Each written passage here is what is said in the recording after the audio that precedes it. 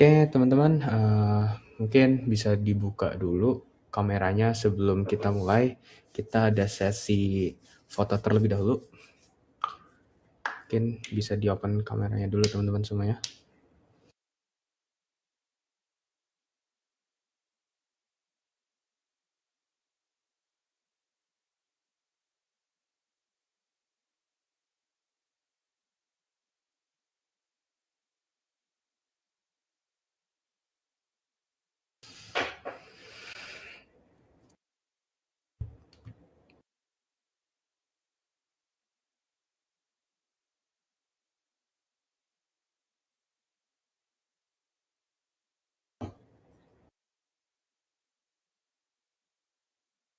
Mungkin kita bisa screenshot terlebih dahulu ya.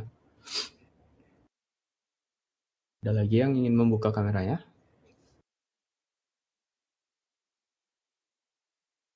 Misalnya hanya satu orang ya. Kita mulai aja untuk screenshotnya. 1, 2, 3. Oke, terima kasih banyak yang udah mau membuka kameranya. Di sini sebelum saya mulai, perkenalkan, nama saya Ayatullah Rahman. Di sini saya dari instruktur animasi dan game development dari Bisa AI, dan juga saya pernah mengikuti pada masa kuliah, yaitu mengikuti studi independen. Yang pertama itu di Infinite Learning untuk membuat sebuah game dari 2D, dan juga yang terakhir di studi independen dari Agate Internasional pada pembuatan game 3D. Kemudian di sini untuk webinarnya kali ini kita akan memahami proses pembuatan game, yaitu dari segi tahapan, role team, dan alur kerja industri game development. Nah, sebelum masuk nih ke penjelasan game development, kan ada banyak role-nya ya, seperti ada role game designer, game artist, game programmer, sound designer, dan juga atau yang lainnya juga nih. Teman-teman semuanya kira-kira lebih ke arah mana nih sebelum saya masuk dalam penjelasan ke materinya? Boleh langsung di chat aja nih teman-teman sebelum kita lebih lanjut lagi. Sebelum itu saya mau bertanya dulu. Teman-teman semua prefer ke arah mana? Mau menjadi game programmer kah, game artist kah, game designer kah dalam dunia game development ini?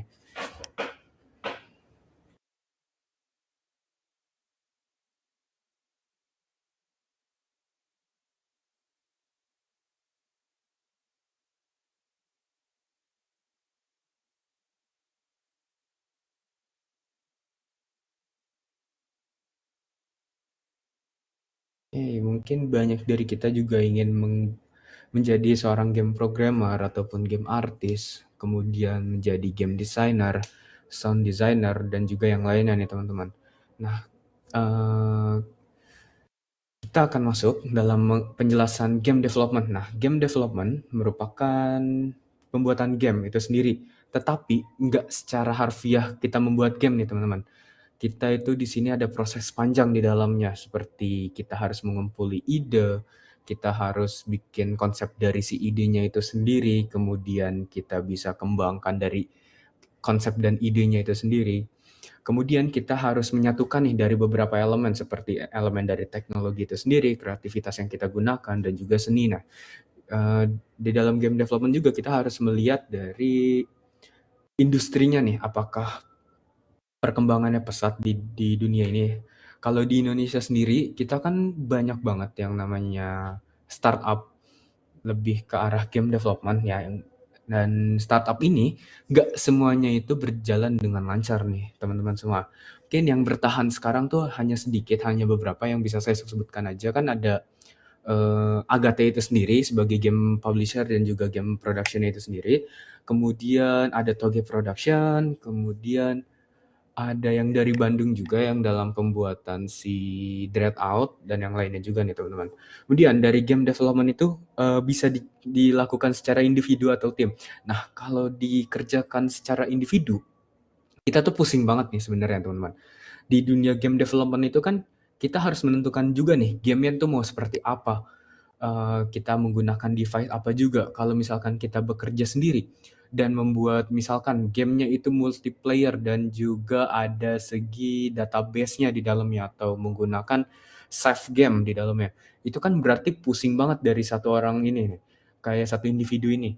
Kita harus membuat pertama kita harus membuat logiknya itu sendiri, core mekaniknya, kemudian dari dia menentukan artnya bagaimana, dia mau membuatnya seperti pixel kah, atau realism, atau yang lainnya juga nih teman-teman. Kemudian untuk dari soundnya juga, nggak semua dari kita tuh bisa menggunakan alat musik dan juga nggak semua dari kita tuh bisa mungkin bisa memainkan alat musik, tapi apakah kita bisa membuat sebuah mmm, sound composer gitu loh teman-teman, kayak dari ambient-nya bagaimana, footstep tuh bagaimana suaranya.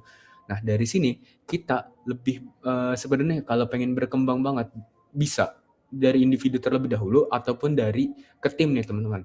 Kalau dari tim kita kerjanya udah fokus nih ke satu hal, misalkan kalau saya pribadi pengen di game programmer, berarti di game programmer itu sendiri saya mengerjakannya apa, misalkan bagiannya itu, eee,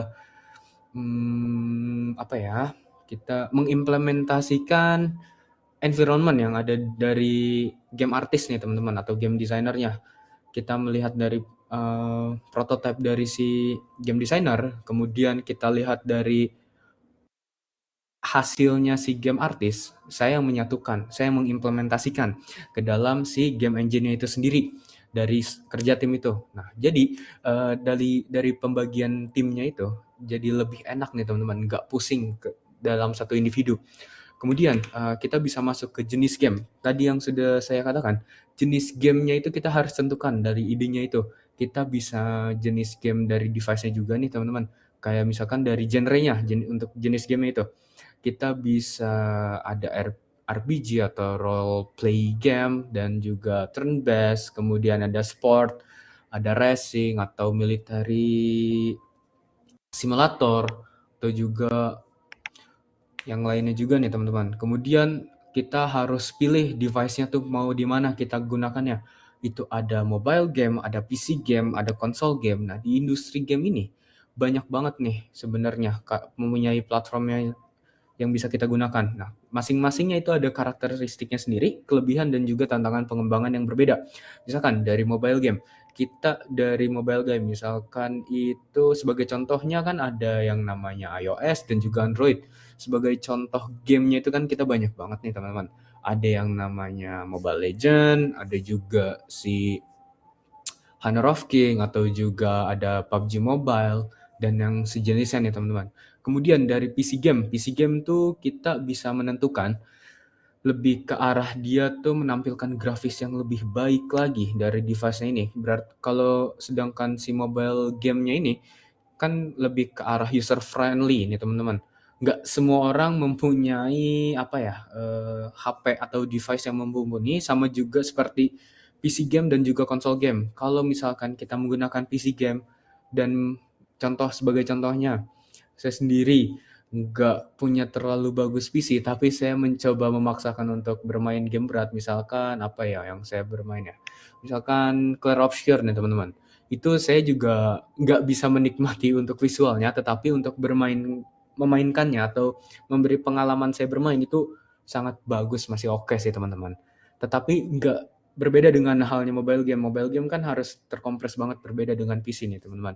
Nah dari PC itu sendiri, banyak juga nih contoh game-gamenya. Biasanya yang lagi booming-booming dari tahun 2020 atau 2021 sampai sekarang, yang masih banyak dimainkan masih seperti game-game Valorant, CS2, Dota, yang masih ada sampai sekarang dari zaman-zaman 2016 dan juga RDR2 itu masih banyak banget nih teman-teman. Nah untuk konsol game itu sendiri, konsol game itu lebih ke arah kita bisa melihat sinematiknya kayak misal kalau contoh sinematik yang paling bagus untuk dunia game saat ini, Ghost of Tsushima pada tahun 2002. 2002-an, 2020-an kalau nggak salah seingat saya. Itu sinematiknya sangat bagus. Kemudian ada Spider-Man, itu masih bagus banget kalau dari pembuatan si Sony itu sendiri karena menampilkan visualnya sangat bagus. Kemudian dari sinematiknya itu juga oke banget nih teman-teman. Kemudian oh iya, dari sini juga kita harus dari si jenisnya ini kan kita udah tentuin, udah menentukan device-nya juga. Nah, kenapa kita menentukan device dulu nih terlebih dahulu? Itu harus lebih ke mana ya? Karena kita menentukan juga nih dari segi inputannya itu bagaimana. Misalkan mobile game itu kan biasanya pakai inputan joystick yang ada di touchscreen kita. Kemudian kalau si PC itu menggunakan mouse atau juga keyboard dan juga bisa menggunakan joystick seperti konsol game itu sendiri. Kemudian kita bisa yang namanya menentukan juga kita mau ke arah menggunakan Unreal Engine kah atau Unity kah atau Godot kah untuk pembuatannya nanti nih. Kemudian kita bisa masuk ke tahapan pengembangannya gamenya ini.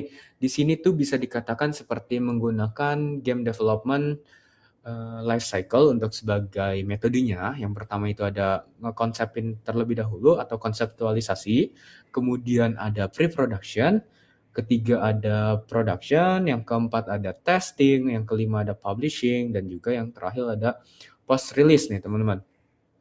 Oke, kita masuk ke tahapan si konseptualisasi. Nah, di sini kita harus menentukan gamenya. Sebagai contoh, di sini saya membuka game design dokumen saya. Sebagai contoh ini, ide gamenya itu membuat sebagai peran robot itu sebagai menyelamatkan manusia yang ada di kota ini, teman-teman.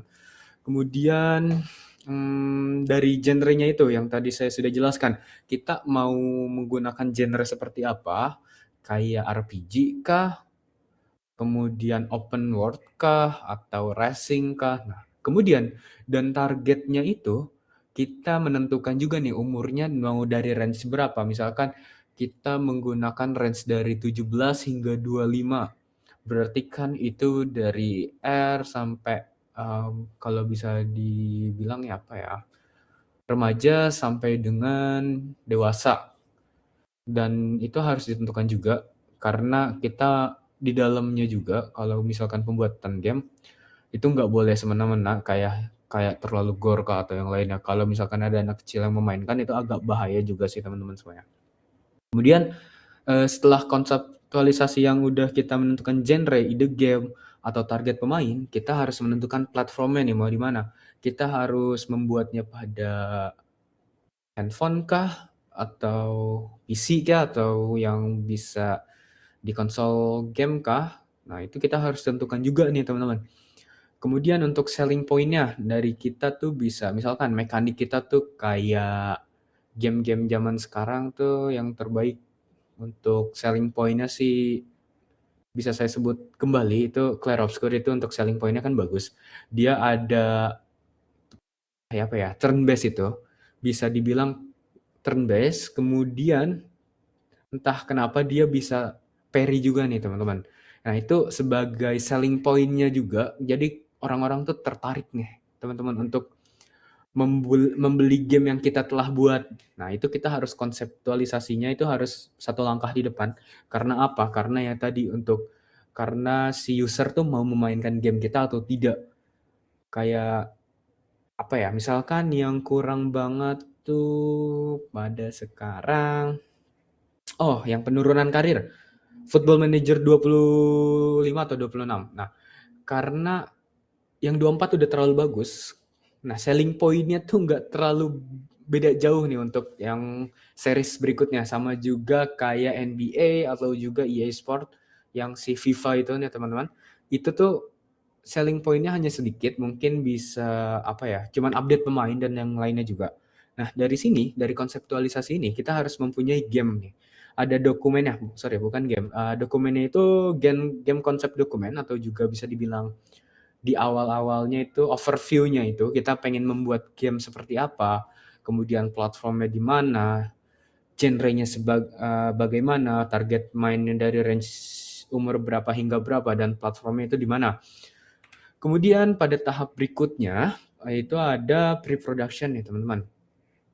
Di sini sebagai game designer atau ya game designer itu harus ada yang namanya kita membuat game design document atau yang diisinya itu seperti yang tadi pada dikonseptualisasi pada di tahapan ini teman-teman. Jadi menentukan ide genre itu bisa langsung disatukan aja pada di GDD ataupun mau dipisah dari gen konsep dokumen lalu kita pindahkan ke GDD ini sendiri juga nggak masalah nih teman-teman. Nah di GDD itu sendiri isinya apa aja sih? Nah isinya itu berupa yang tadi ada si judulnya itu, judul gamenya kita atau apa. Kemudian ada yang namanya genrenya dan juga target pemainnya itu seperti apa. Kemudian ada juga, oh ini selling point-nya itu seperti apa. Dan juga tenggat pembuatannya nih teman-teman. Mau berapa kita misalkan dimulai dari hari ini, tanggal 3 Januari 2026.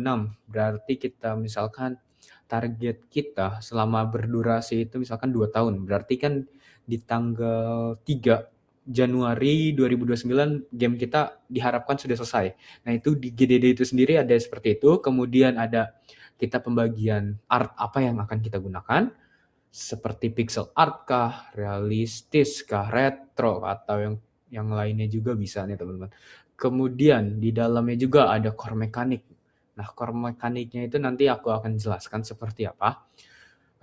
Kemudian di sini kita bisa membuat prototipe sederhana seperti blocking out yang pada di Blender, kita bisa menaruh secara sembarang seperti menggunakan cube itu kita bisa contohkan cube itu sendiri misalkan ada yang jadi gedung kah atau yang jadi pohon atau yang gunung itu bisa juga sebagai contoh prototipenya. Nanti kita akan buat juga si apa namanya environment-nya itu pada si game artisnya. Untuk outputnya itu sendiri berarti kan dari pre-production ini kita mempunyai prototype, mockup CUI-nya itu kita bisa menggunakan aplikasi Figma dan storyboard juga bisa menggunakan Trello atau Jira. Nah, dari prototipe-nya itu sendiri kita bisa langsung gunakan di Unity Engine sebagai contohnya aja. Kemudian sebelum masuk ke tahap berikutnya, mungkin dari teman-teman ada yang pengen ditanyakan terlebih dahulu. Oh, nggak ada share screen ya? Atau ada? Sebentar, coba saya ulang terlebih dahulu. Ini entire screen aja. Tadi ada di bagian ini aja. Oke, sekarang apakah sudah terlihat? Mungkin bisa saya ulang lagi dari prosesnya ini. Apa sudah terlihat, Mbak? Atau teman-teman semuanya?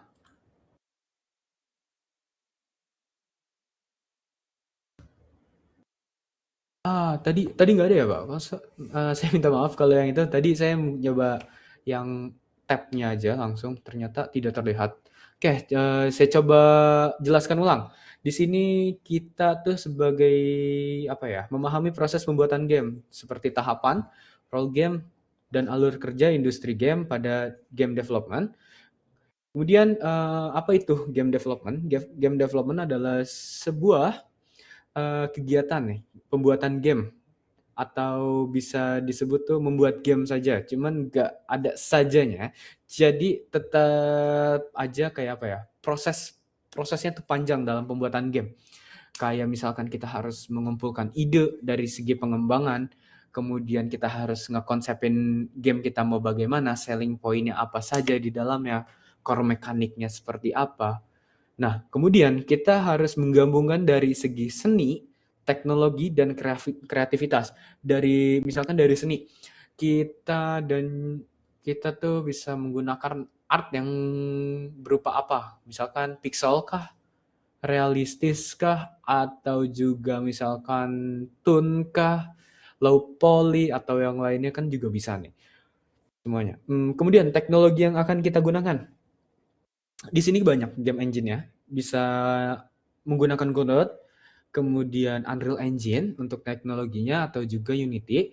Adapun misalkan teman-teman semua mau langsung membuat RPG tanpa susah-susah menggunakan Unity atau Unreal Engine, di sini tuh ada yang nama aplikasinya juga RPG Maker. Nah, itu RPG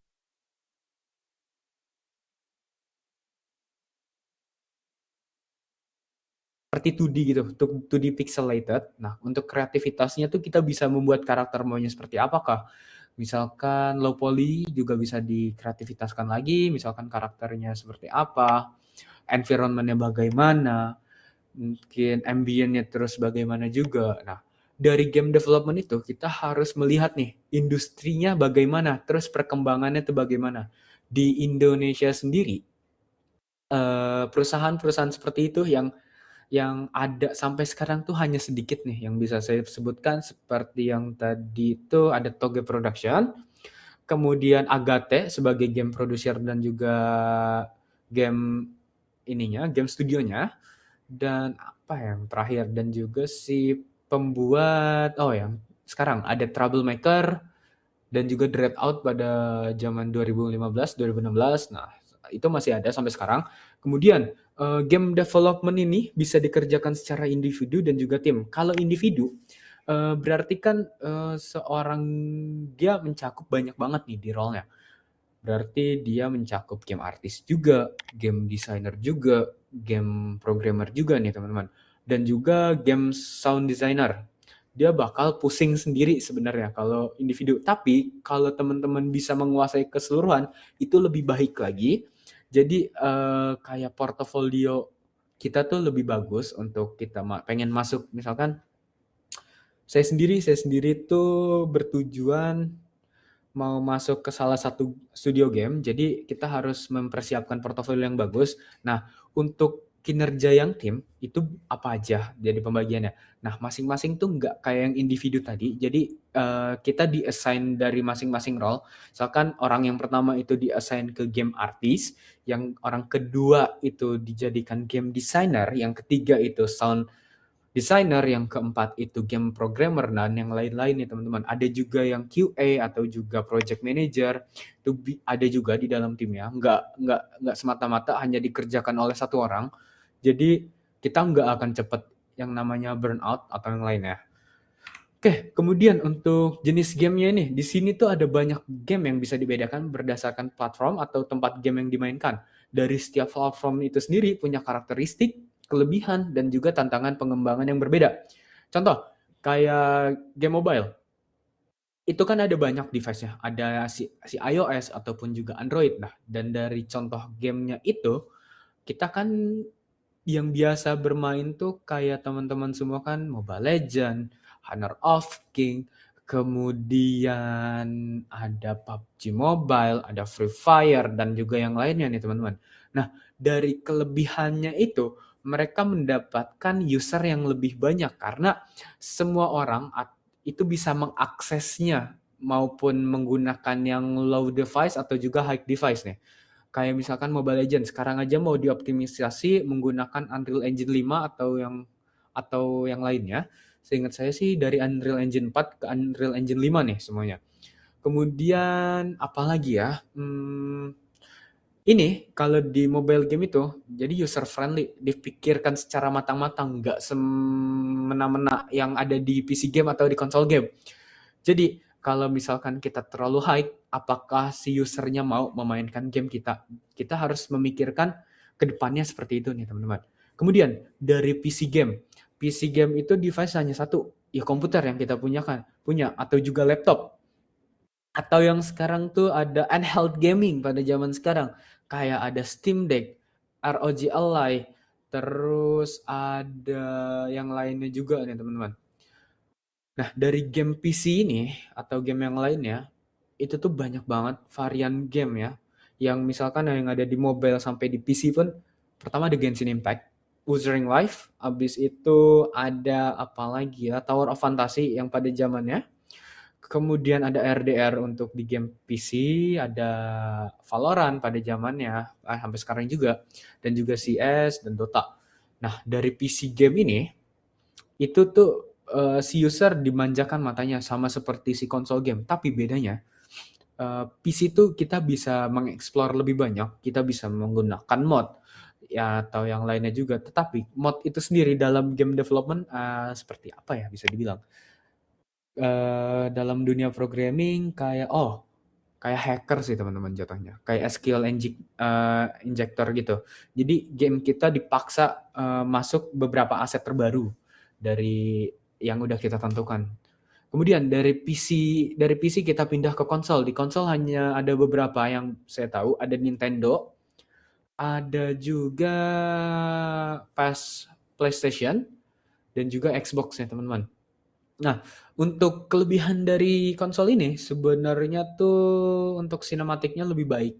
Ketika gamenya itu belum masuk ke PC, itu lebih baik dibandingin PC. Untuk yang contohnya itu Ghost of Tsushima. Pertama-tama itu saya melihat game tersebut itu kayak, oh ini game bagus banget. Mungkin ini saya akan memainkannya untuk kedepannya.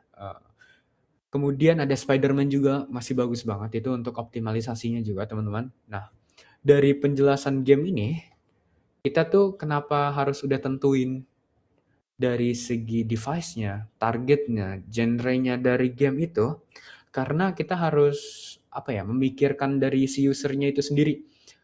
Bisa nggak ya si user kita memainkan game ini dengan misalkan PC yang agak lawas, atau misalkan apakah bisa di PS4 yang kita awal-awal beli. Nah, itu juga harus kita pikirkan juga nih teman-teman dari segi jenis gamenya itu sendiri dan juga device-nya. Kemudian ada yang namanya tahapan pengembangan game. Di sini menggunakan metode itu Game Development Life Cycle atau yang bisa disingkat jadi GDLC. Nah, pertama itu kita harus mencari konsep dari si game ya. Kemudian kita menyiapkan produknya, kemudian kita tahap produksi, kemudian masuk ke tahap testing, kemudian masuk ke publishing, dan juga yang terakhir ke post release nih teman-teman. Nah, kita masuk ke tahap pertama yaitu konseptualisasi atau yang bisa disebut itu menentukan ide game dan juga menentukan genre dari target pemain, menentukan platform dan juga yang terakhir itu adalah menentukan selling point. Pertama, dari ide game. Idea game kita misalkan Endless Runner seperti Subway Surf atau Temple Run. Kemudian untuk genrenya itu berarti kan casual nih teman-teman. Dari casual itu tersebut kita bisa targetin pemainnya juga. Berarti pemainnya kan kalau genrenya itu casual berarti umurnya bisa kita targetin itu sebagai umur atau juga yang lainnya misalkan casual player atau targetnya itu dari umur 12 hingga 17 tahun atau ke atas itu bisa juga. Nah, kita setelah menentukan ide game, genre, dan juga target pemain, kita bisa menentukan yang namanya itu platformnya yang udah saya jelaskan di slide sebelumnya. Kita misalkan mau di device-nya itu Android. Nah, dari situ kita menentukan lagi nih teman-teman. Si selling point-nya tuh bagaimana? Nah, misalkan selling point-nya ketika apa ya? Kita bisa kalau menghindar itu bisa aja kalau misalkan ada power up nih teman-teman. Itu ada selling point-nya. Jadi kita endless runner tapi ada power up-nya kayak sebuah surf. Kemudian bisa yang namanya yang lainnya lagi selain power up. Mungkin power up terlebih dahulu kita bisa cantumkan nanti di dokumen yang kita butuhkan yaitu game concept dokumen atau game design dokumen yang secara keseluruhan ya. Oke, kemudian kita bisa masuk ke slide berikutnya aja, yaitu tahap kedua, yaitu pre-production. Nah, di sini sebagai di game lingkup game development, penting banget yang ada namanya dokumen game design atau game design dokumen. Nah, di sini yang tadi ada isinya itu ada ide yang dari kita semua, brainstorming kita semua, kemudian ada genre apa yang akan kita gunakan, kemudian ada selling point-nya, target pemainnya tuh bagaimana. Dari game desain dokumen itu kita harus masukkan semuanya, kemudian kita harus menentukan mekanik game-nya nih teman-teman. Untuk mekanik gamenya berarti kan kalau yang tadi kita pakai endless runner, berarti kan dan juga platformnya itu ada di device Android atau iOS. Nah, itu kan kita bisa mekaniknya slide atau juga jump menggunakan touchscreen-nya itu, mekaniknya.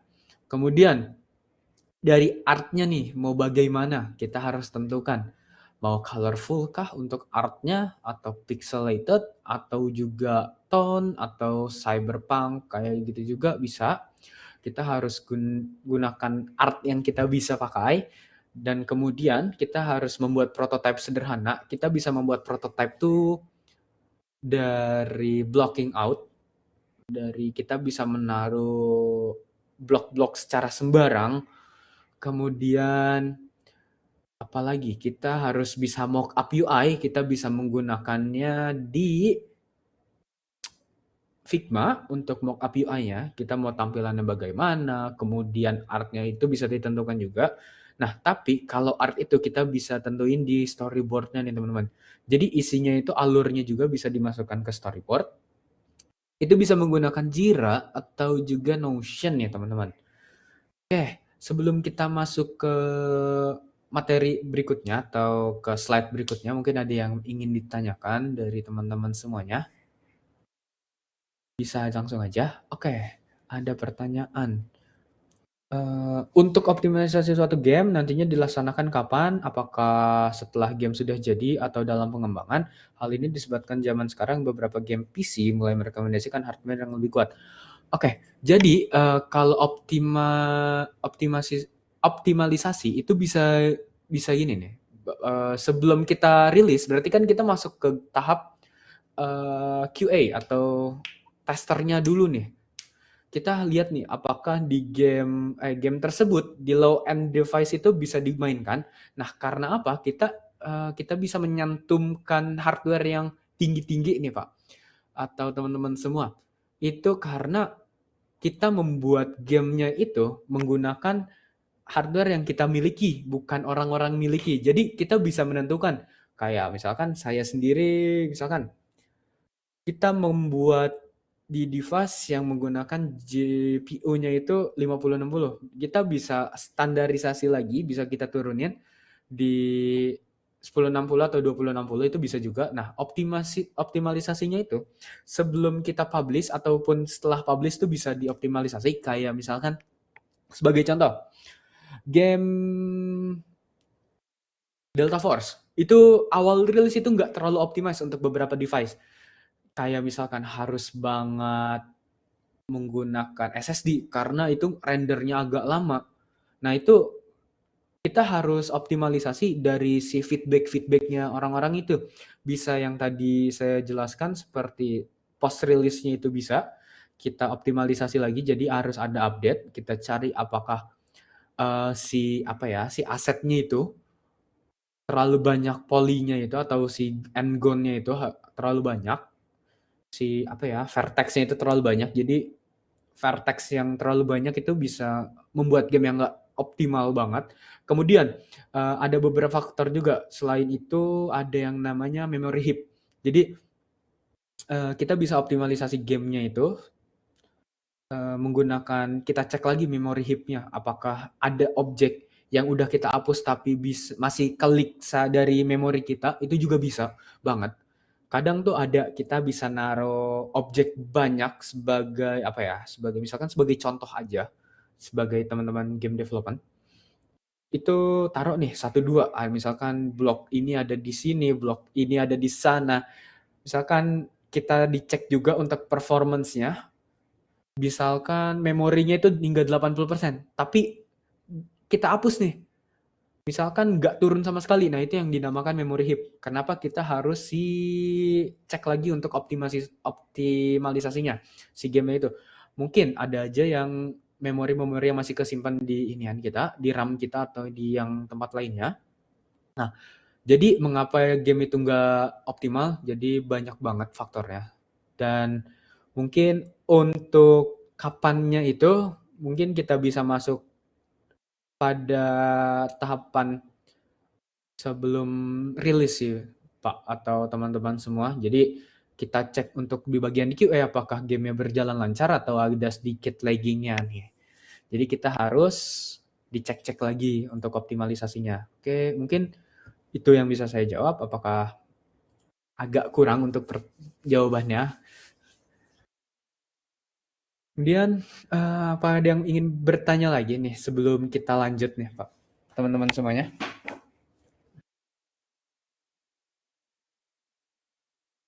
Bisa-bisa ada yang mau ditanyakan lagi?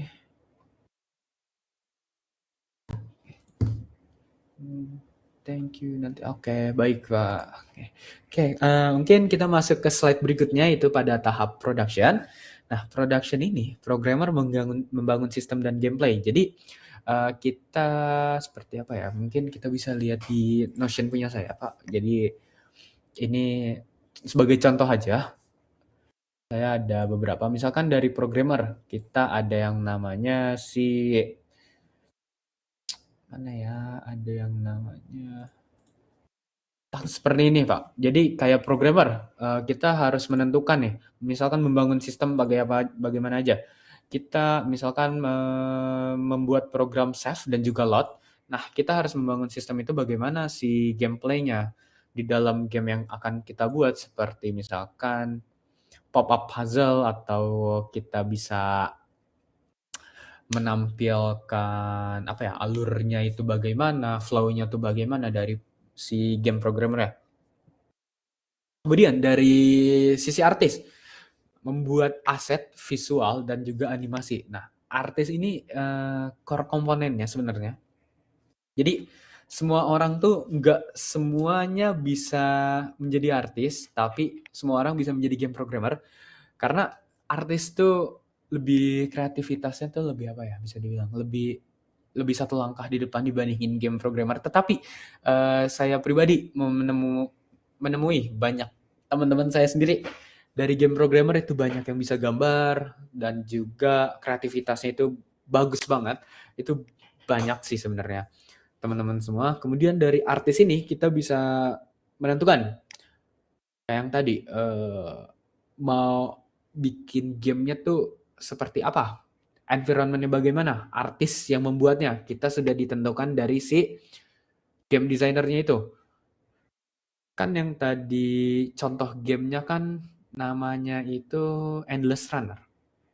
Berarti yang kita buat kan misalkan ada di zaman medieval. Berarti kan ada satu kerajaan di dalam bukan di dalam kerajaan atau di dalam benteng. Berarti kan artis bisa membuat aset visualnya dan juga membuat animasi dari si karakternya. Nah, kemudian bisa masuk ke sound designer atau membuat si audionya ini.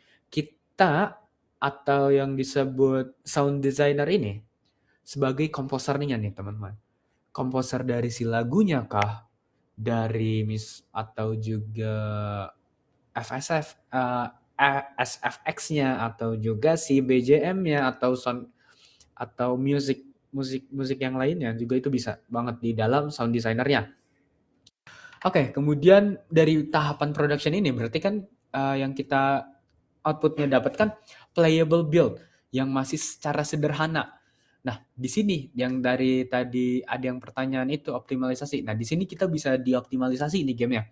Misalkan kita udah memasuki agak jauh nih untuk production-nya. Jadi kan udah berapa? 75% selesai. Jadi kan kita playable build-nya ini kita udah dapat. Kita kirim ke QA.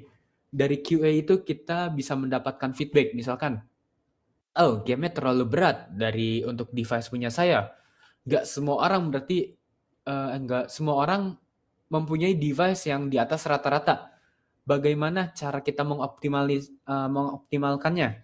Berarti kan kita harus membuang visual yang lebih bagus, shadernya kita bisa turunkan, atau juga dari segi aset visualnya kita bisa kurangi dari vertex-nya itu, bisa dikurangi dari segi vertex atau juga yang lainnya. Kemudian dari apa lagi? Renderannya tuh bagaimana? Apakah kita bisa kurangi juga? Mungkin bisa di angka nggak bisa di 1080, misalkan hanya di 720p atau 960p atau 1024 itu masih bisa untuk diturunin dan juga untuk dioptimalisasikannya. Kemudian untuk aspek rasionya bisa diubah-ubah juga untuk sebagai optimalisasinya. Dan juga ketika kita sudah mempunyai GPU yang memadai dalam penggunaan game development ini, kita bisa menambahkan satu sistem seperti NVIDIA DLSS atau AMD FSR dan juga Intel XeSS. Nah, itu bisa digunakan juga dari si Unity Engine, kemudian dari Godot saya belum terlalu banyak pakai, kemudian untuk Unreal Engine mungkin bisa juga. Nah, kemudian kita masuk ke tahap keempat, testing. Nah, dari QA itu di tahapan si production itu juga masuk ke tahapan testing juga bisa banget nih. Kemudian kita yang pertama, fungsionalitas testing. Jadi inputannya itu berfungsi apa enggak pada testing ini. Kayak misalkan jump itu bisa enggak, lari itu bisa enggak. Kemudian kita menggunakan misalkan membuat si yang tadi kan ide kita kan endless run. Berarti touch-nya bisa nggak nih untuk nge-slide kanan kiri, kita bisa berubah arah, kemudian kita touch scroll yang touch ke atas atau up, itu kita bisa loncat atau enggak. Kita dites di bagian functional testing, kemudian di bagian performa. Nah, ini sama aja yang tadi, yang kayak pertanyaannya mirip-mirip. Jadi performanya kita tes lagi ya. Misalkan di sini saya menggunakan HP-nya itu Poco. Apakah di Poco ini performance-nya bagus? Sedangkan kita uji di bagian misalkan yang nggak terlalu jauh dari itu, misalkan Poco F1, apakah dia masih lagging di dalam device-nya atau tidak? Nah, kalau misalkan lag, kita harus eh apa ya? Kita harus optimalisasikan lagi dari performance ya, dan juga si compatibility-nya. Apakah kompatibel menggunakan GPU yang ada di HP Android tersebut? Kalau tidak, berarti kan kita harus hapus nih. Dari Poco F1 nggak bisa, berarti tahu juga dari Android version ya.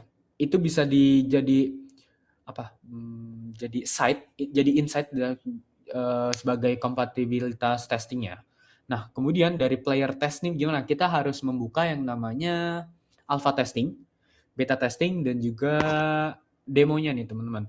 Kita harus membuat itu, jadi kita harus dapat feedback-nya tuh dari pemain bagaimana secara real time. Nah, tujuannya itu untuk membuat gamenya jauh lebih stabil, kemudian nyaman untuk dimainkan para usernya, dan juga minim bug. Biasanya kan game-game zaman sekarang kan banyak banget yang bisa dieksploit bug-nya tersebut. Kayak misalkan sebagai contohnya, saya pernah dapat bug apa ya? Oh, banyak dari CS2 aja. Dari CS2 bug-nya tuh bisa nembus ke tanah, itu ada beberapa caranya, itu jadi kecurangan kalau digunakan, jadi bug exploit tersebut. Nah, dari tahapan testing ini, sebenarnya kita mendapatkan beberapa outputan dari si user atau feedback-nya itu. Kemudian membuat gamenya itu terasa lebih realistis nanti di kemudian hari ketika kita sudah rilis. Kemudian di apa ya? Di sangat di apa ya? Sangat diinginkan minimnya bug. Jadi nggak terlalu banyak bug di dalam game kita sebagai outputannya nanti. Kemudian untuk tahap berikutnya itu publishing atau juga launching-nya.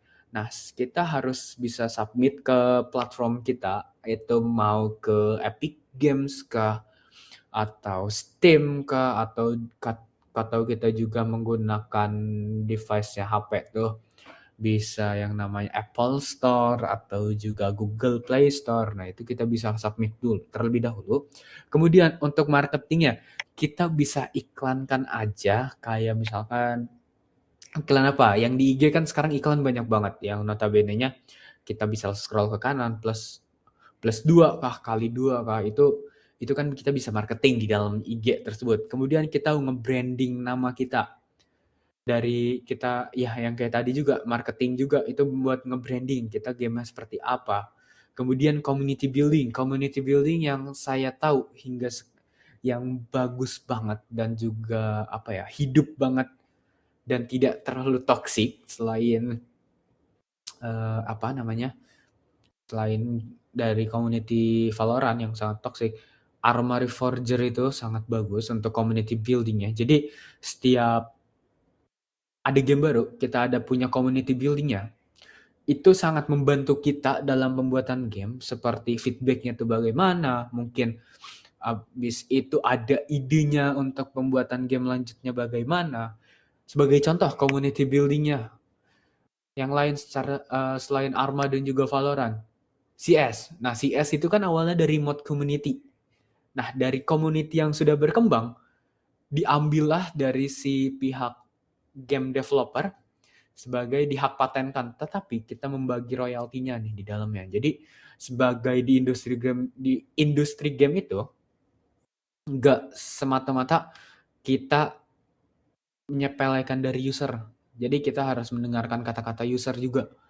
Apa yang harus kita buat setelah kita publish ini, atau juga community yang sehat di dalamnya. Jadi kita bisa berkembang lagi gamenya hingga sekarang itu.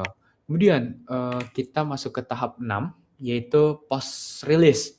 Di sini kita bisa update atau menambahkan patch baru dari game-game yang sudah kita buat.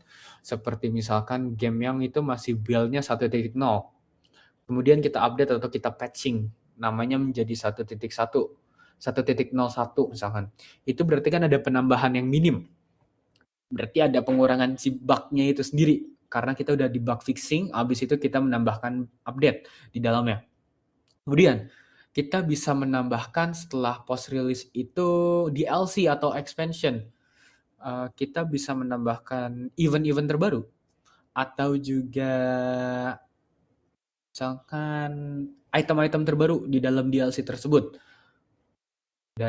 Kemudian kita bisa update lagi, namanya juga berubah dari segi update-update-nya itu. Kemudian monitoring feedback-nya itu dari yang tahap 5 itu, kan ada yang namanya publishing itu kan ada yang namanya si community building. Nah, kita harus monitoring feedback-nya itu setelah kita post release-nya ini. Kita monitoring apa aja tanggapan dari si user, bagaimana ketika memainkan game kita. Mohon maaf, ada kendala sedikit. Kemudian tujuan gamenya ini bagaimana, bisa melawan apa aja di dalamnya. Nah, kemudian dari post release ini kita ada yang namanya itu monetization, atau kita bisa jadikan uang. Nah, misal kita udah buat di game yang menggunakan device HP tersebut, kita nggak ada, misalkan game kita gratis, nggak ada bayarnya sama sekali. Kita gratis, berarti bagaimana cara kita memonetize-nya ini? Caranya, kita harus ada microtransaction di dalamnya. Bisa itu kita menghilangkan ads di dalamnya, atau juga membelikan diamond, atau kita bisa membeli itemnya, membeli item power up, membeli karakter di dalamnya. Itu juga bisa dijadiin susah betul untuk ngomongnya. Jadi monetization-nya itu. Kemudian dari ads-nya itu sendiri, jadi kita setiap sudah bermain, kita mati nih misalkan teman-teman, untuk si playernya. Ketika mati tersebut, ads kan muncul nih teman-teman.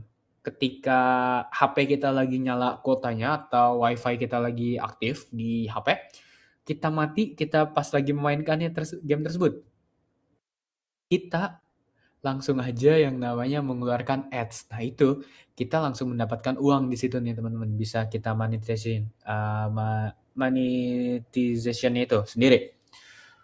Kemudian kita masuk ke role-nya yang sudah saya jelaskan dari masing-masing game development ini. Sebelum saya masuk lebih dalam nih untuk pembagian role game development, ada yang ingin ditanyakan terlebih dahulu? Kira-kira ada yang mau ditanyakan lagi atau tidak? Mungkin bisa langsung saja ditanyakan lewat open mic atau juga di public chat. Nanti saya coba baca pertanyaan-pertanyaannya. Oke. mungkin selagi berjalan saya menjelaskan si materinya, mungkin bisa langsung aja di chat public. Kemudian saya lanjut aja untuk role tim game development itu ada banyak banget nih teman-teman. Tadi sudah saya jelaskan ada game designer, ada game programmer, ada artis, ada sound designer, ada QA tester. Nah, tambahannya tuh banyak banget. Sebenarnya ada producer, ada project manager, ada community manager atau apa ya yang kemarin ya public relation itu juga ada juga untuk si ini ya, untuk pembagian role-role-nya. Kemudian kita masuk ke si game designer. Nah, game designer nih apa aja sih tugasnya? Nah, tugasnya itu kita harus membuat konsep si gamenya ini. Misalkan environment-nya kita ada kalau si yang tadi berarti kan kita menggunakan latarnya itu kan di medieval atau yang bisa disebut pada zaman kerajaan. Kita lari pada di situ, kemudian untuk karakter kita, misalkan karakter kita kesatria atau yang lainnya, kemudian untuk enemy-nya itu sendiri kita harus membuat konsepnya juga. Misalkan konsepnya kita dikejar oleh demon atau yang bisa dibilang apa ya, monster-monster yang lainnya. Nah, jadi di situ kita berlari kan teman-teman. Dalam kondisi berperang kita lari dari apa namanya medan perang. Nah, kita dikejar, jadi kita harus mengkonsepkan game tersebut secara spesifik yang sudah saya contohkan tadi. Nah, kemudian kita mendesain gameplaynya dan mekaniknya nih teman-teman. Kita membuat flowchart dari si gamenya. Kemudian kita menentukan mekaniknya mau seperti apa. Kayak kita bisa yang tadi lari, kemudian swipe up, swipe left, swipe right, atau swipe down itu kan kita bisa loncat, pindah ke kanan, pindah ke kiri, atau nge-slide, itu mekaniknya seperti itu. Kemudian untuk sinematiknya juga kita bisa membuatnya, desainnya itu kayak misalkan awal mulanya kita mulai play start, kita bisa langsung masuk aja apa ya gimana? Oh, dari ini kamera dari zoom out kita ngezoom in ke kita langsung otomatis ada di belakang kita nih teman-teman. Itu bisa juga. Nah, kemudian dari game designer ini bisa menentukan pengalaman pemain. Misal gamenya itu udah menarik banget yang bisa merasa kita tertantang atau horor, mencekam itu juga bisa banget nih dibikin ya dari desain yang kita sudah atau konsep yang sudah kita buat. Kemudian kita mengarahkan alurnya permainannya ini. Misalkan kita pertama kita harus seperti ini, kita start, kita mulai, si player bisa mengumpulkan koin kah atau kita harus kejar-kejaran waktu, kita misalkan bisa mendapatkan item item apa ya, item kayak jam pasir gitu. Misalkan jam pasir itu kita bisa jadi power up kita, menambahkan waktu yang ada di dalam gamenya. Kemudian kalau koin bisa menambahkan uang yang ada di main menu nanti. Kemudian bisa juga dari pengerahan CUI juga bisa dari pemainannya. Jadi contoh penempatan UI-nya bagaimana. Kemudian apakah ini tone-nya baik juga, itu juga bisa kita dari game designer tektokan sama game artist juga bisa juga nih teman-teman. Kemudian kita masuk ke game programmer. Nah, tugas game programmer ini tuh agak banyak sebenarnya. Jadi kita harus membuat sistem game yang sangat baik, menulis script gameplay, integrasi aset, debugging, dan juga optimisasi nih teman-teman. Nah, dari si scriptnya itu, apakah dia sangat menggunakan yang namanya repetition yang banyak banget? Kan jadinya agak sulit dibaca nih teman-teman. Kalau sebagai QA nanti ini kenapa kita kamu menggunakan si misalkan variabelnya itu atau metodenya itu dipanggil balik-balik terus. Jadi misalkan di script A, B, C dia masih menggunakan metodenya swipe up atau juga player movement atau player jump itu juga bisa tuh. Nah itu kalau misalkan seperti itu, game programmer nanti ini bingung. Kita bisa ngakses ini kemana, dari sini kemana, itu harus dioptimalisasikan lagi untuk scriptnya. Kemudian integrasi aset. Jadi aset yang udah disiapkan oleh si game artist, misalkan ada environment, karakter, enemy-nya, habis itu objek-objeknya, itu bisa kita integrasikan aja dari si game programmer, tapi secara yang saya pernah lakukan, game programmer tuh nggak terlalu integrasi asetnya, hanya beberapa. Misalkan kita dalam si integrasi player-nya aja kah? Nah, lebih ke arah player sih sebenarnya. Jadi dari segi player itu kita misalkan ada skill apa aja, jadi kita udah integrasiin si aset, kita menulis script-nya tersebut apakah bisa digunakan dari integrasi tersebut, dan script-nya apakah berjalan, dan juga ketika di-play apakah bisa inputannya itu benar semua. Nah, teman-teman. Kemudian kita debugging dan juga optimisasi. Nah, optimisasi tadi udah saya menjelaskan seperti kita bisa menggunakan itu singleton, atau yang kita bisa bilang tuh kita bisa dapat referensi dari mana-mana. Misalkan kita membuat satu script itu game manager. Kalau di script berikutnya, kita tinggal panggil aja game manager.instant.apa. Nah, itu kita bisa dioptimisasinya. Seperti itu untuk scriptnya. Kemudian debuggingnya itu kita bisa lihat juga apakah ada error di dalamnya. Misalnya kita ada kasih, misalkan player idle. Ini kan otomatis secara logiknya dia nggak bergerak, dan dia juga sedang apa ya, tidak lompat. Berarti kan not not player movement and makanya logic or not player jump. Nah, itu berarti kan posisinya idle nih, teman-teman. Itu harus debugging. Takutnya kita salah make tanda seru aja, itu kan artinya not.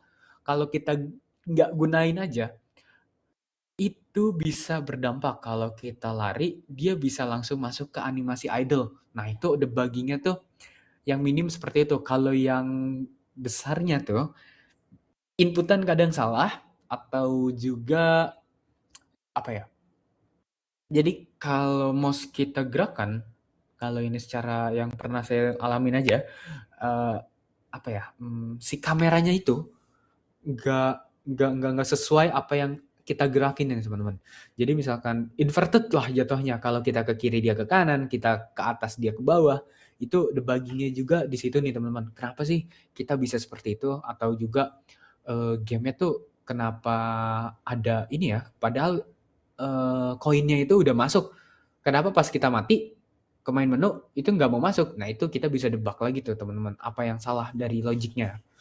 Kemudian dari game artist. Nah, dari game artist ini kita kan sudah membuat apa ya? Udah tektokan nih tadi sama game designer. Kita udah brainstorming juga sama game programmernya, game artist, QA, project manager, kita udah menentukan semuanya. Nah, di sini job mereka itu membuat karakter, kemudian membuat environment, kemudian UI UX design, dan juga animasi. Jadi tugas artis ini juga apa ya jatuhnya? Juga kritikal banget di dalamnya. Jadi kalau karakternya kita buat terlalu apa ya, terlalu sederhana, user tidak mau memainkannya. Mungkin dari segi environment-nya nggak terlalu hidup, jadi males mainnya, itu juga banyak banget permasalahannya. Kemudian dari UI UX misalnya, ini main menunya bikin bingung nih. Play-nya ada di mana, tombol user ada di mana, tombol option ada di mana. Nah, itu di artis juga bisa menentukan ya penempatan dari UI UX desainnya, dan juga misalkan arahnya mau kemana aja bisa ditentukan dari si artis. Kemudian dari animasinya itu sendiri, misalkan animasinya terlalu kaku, kayak yang pernah saya bermain di beberapa game, jadi kayak kurang menarik, animasinya nggak terlalu halus. Kemudian misalkan dari animasinya itu tersebut kita menabrak objek rumput, tidak, rumputnya nggak bergerak sama sekali. Nah, itu juga saya langsung otomatis kayak nggak terlalu realistis, gamenya nggak terlalu hidup environment di dalam gamenya.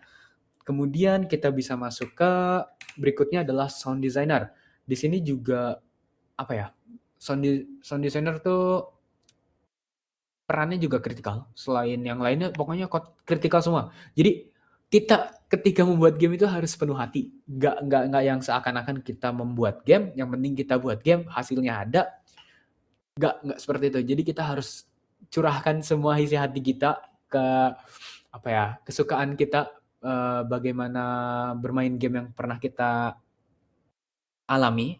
Nah, kita di sini sebagai sound designer itu kita menentukan background musiknya bagaimana, kayak yang Medieval tadi, si Endless Runner.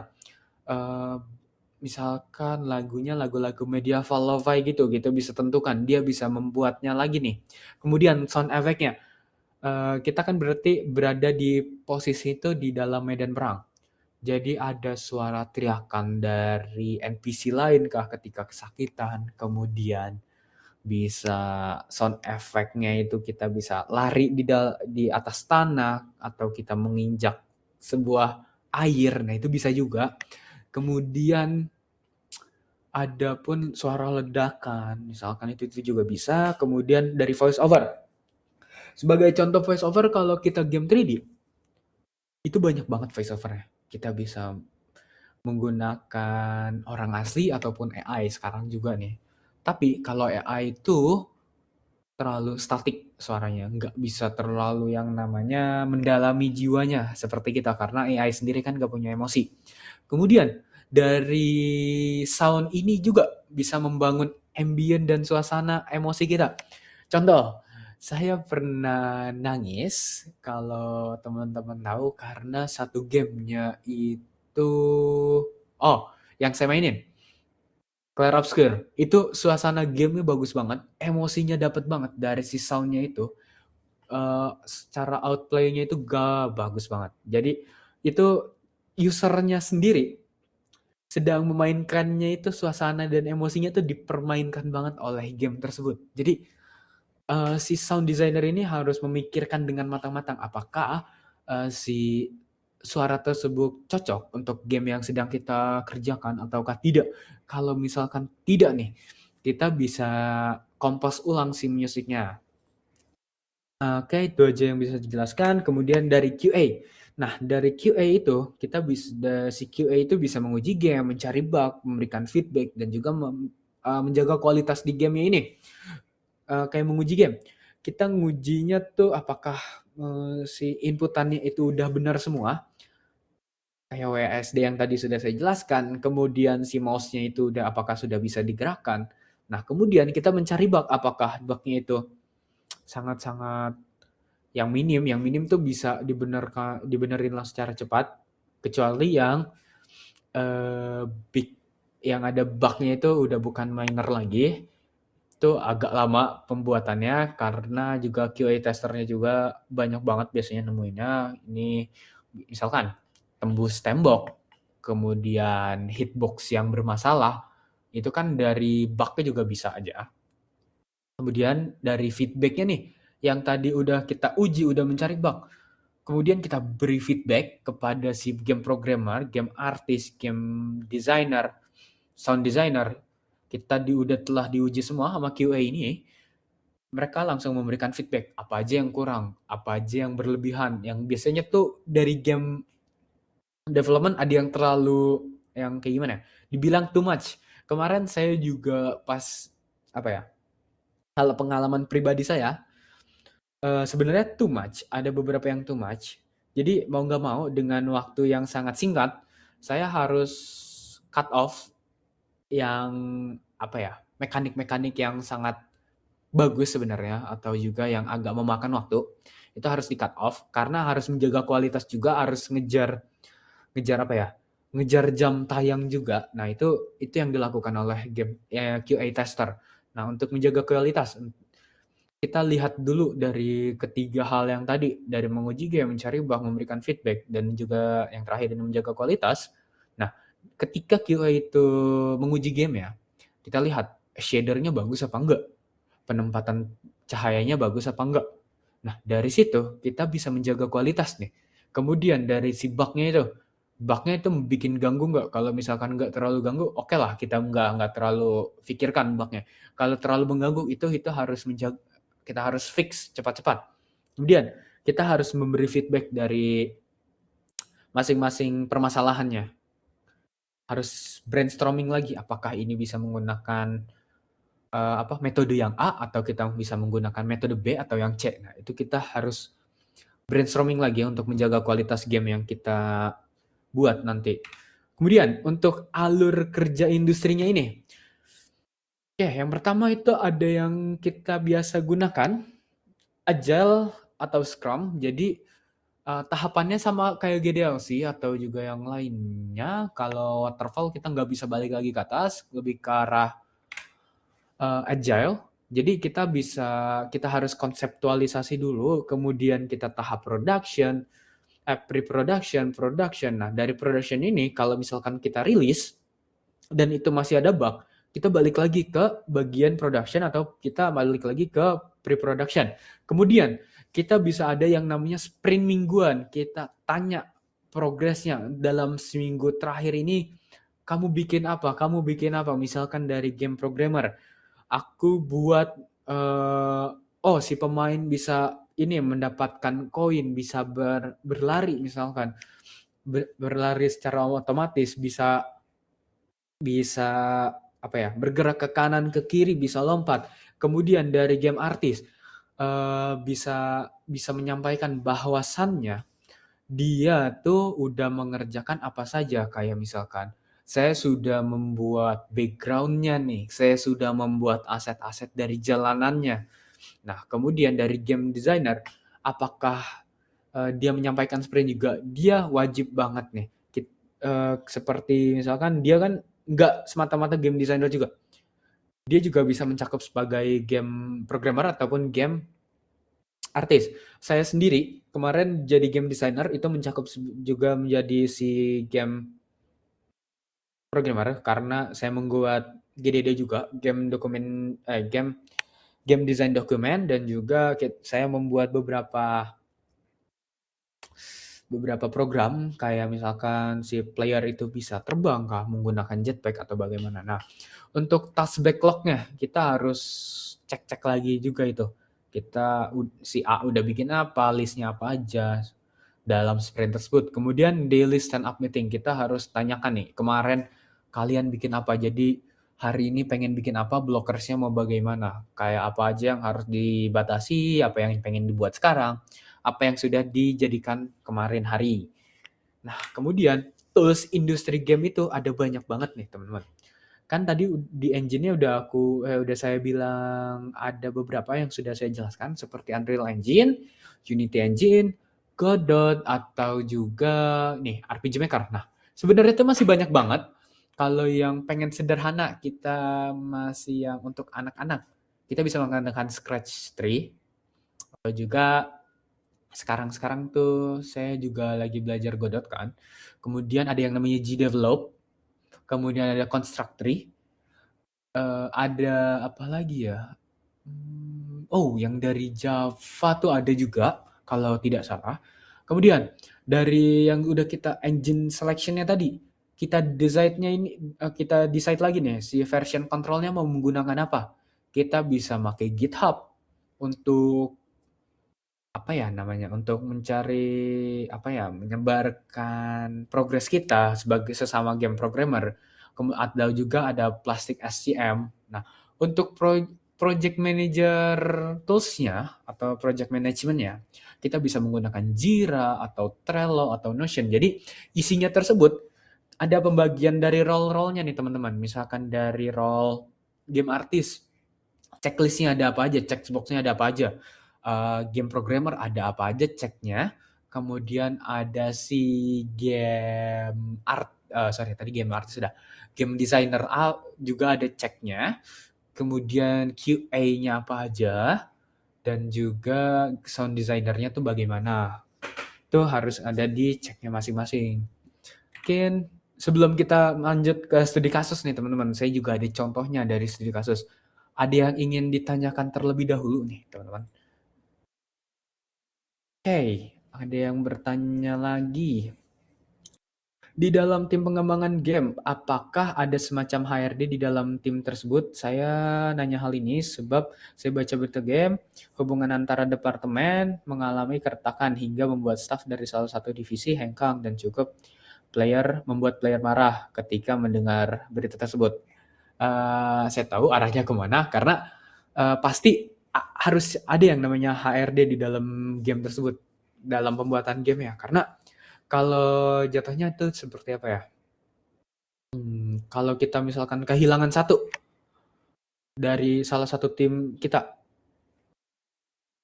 kita harus mencari orang yang berpengalaman seperti beliau. Jadi bisa apa ya? Nggak apa ya? Nggak terlalu bikin playernya tuh marah banget. Jadi kita membuang yang udah lama, tapi kita mendapatkan yang fresh dengan pengalaman juga yang sangat banyak. Jadi tidak dari hubungan si game developer itu sendiri sama si komunitasnya itu jadi berjalan secara sejajar, sequence gitu, Pak. Jadi staffnya itu harus apa ya? Harus ada yang namanya HRD dan juga harus ada yang namanya komunikasi sih sebenarnya. Jadi kalau langsung ada pemecatan secara sepihak, itu ya pasti banget membuat player marah karena apa? Ide-ide atau game-game logik dari dia, itu kan secara pengalaman dia udah lama banget nih misalkan megang satu game, tapi dia langsung dipecat secara sepihak. Entah kenapa. Nah, jadi kualitas yang didapatkan oleh pemain nggak sama kayak game yang udah dia buat. Nah, maka dari itu kita harus mendapatkan si HRD-nya itu tersebut. Jadi HRD itu bisa bisa apa ya, nge-assign orang baru dengan pengalaman yang sama dengan dia, tetapi ada tapinya nih. Tapi secara keseluruhan pasti gamenya tuh ada yang berubah sedikit. Nah, itu sih mungkin jawaban dari saya. Kemudian ada bagaimana cara developer game online agar gamenya sulit dijebol oleh hacker. Nah, kalau itu saya pribadi kan belum terlalu banyak untuk game online ya. Mungkin aja Bapak. Ini kita harus ada yang namanya enkripsi sama dekripsi dari si ininya juga. Jadi kita nggak gampang dijebol, nggak gampang kena SQL injector, dan juga bisa yang namanya kita bisa yang lainnya tuh apa ya? Saya pikirkan dulu. Nggak pernah mendapatkan satu wawasan yang kayak gitu. Jadi kita harus yang namanya jaganya itu. Oh, ini kalau game online, oh hackernya itu bikin anti cheatnya itu sendiri ya Pak. Berarti kayak Valorant itu namanya Vanguard. Nah dari situ game online itu nggak gampang dijebol. Jadi kita harus punya satu sistem yang nggak bisa diinjek sama sekali. Kan orang-orang kan kayak make ini, ada juga salah satu teman saya, dia tuh bisa membuat satu game jadi hacker gitu, jadi game ya cheat game gitu. Tapi dia menggunakan slot RAM. Nah, itu kan gimana caranya Vanguard membaca ada inputan yang masuk selain mouse sama keyboard. Kita mau nggak mau kita harus mengembangkan satu sistem agar nggak gampang disulit atau nggak gampang lah dijebol oleh si hackernya itu. Jadi ketika make RAM itu atau si inputan dari si VGA itu nggak kebaca sama sekali kalau si gamenya itu lagi diinjek satu hacknya itu atau yang lainnya sih. Kemudian kalau selain game online kan ada juga nih beberapa game yang kayak nggak online. Itu bisa aja dihack sama pirate yang lain tuh, kita disebarkan di website-website tertentu. Itu bisa menggunakan aplikasi atau website yang namanya Denuvo. Denuvo itu juga menjaga si apa ya, si script kita agar nggak kena hack, nggak kena hijack juga sama si hacker. Kemudian asetnya kita dijaga banget karena penamaannya itu udah diganti sama yang namanya binary code. Nah, dari binary code-nya itu, tapi ada aja satu dua hacker yang terlalu pintar untuk binary code-nya itu, karena itu gampang untuk dipecah, atau juga bisa sebagai, eh, apa ya, kemarin saya pernah belajar yang dekripsi-enkripsi itu, jadi angka-angka yang mengacak itu, jadi A, B, C, D bisa diacak menjadi misalkan, tanda pagar, hashtag atau yang lainnya itu juga bisa untuk sebagai apa ya? Sebagai pencegahan agar tidak dibobol oleh para hacker. Oke, untuk pertanyaannya itu aja yang bisa saya jawab. Apa kalau ada yang kurang, mohon dimaafkan. Mungkin kita bisa lanjut ke studi kasusnya nih teman-teman. Nah, di sini sebagai contoh, saya ada yang namanya Endless Runner Mobile. Nah, idenya itu karakter berlarinya yang menghindari rintangan, kemudian GDD-nya itu dibuat, ada prototype di dalamnya, ada production, ada testing, dan juga ada publish. Nah, dari sini teman-teman bisa buat aja untuk dari studi kasusnya, boleh di screenshot terlebih dahulu. Kemudian, bisa langsung aja dibuat nih.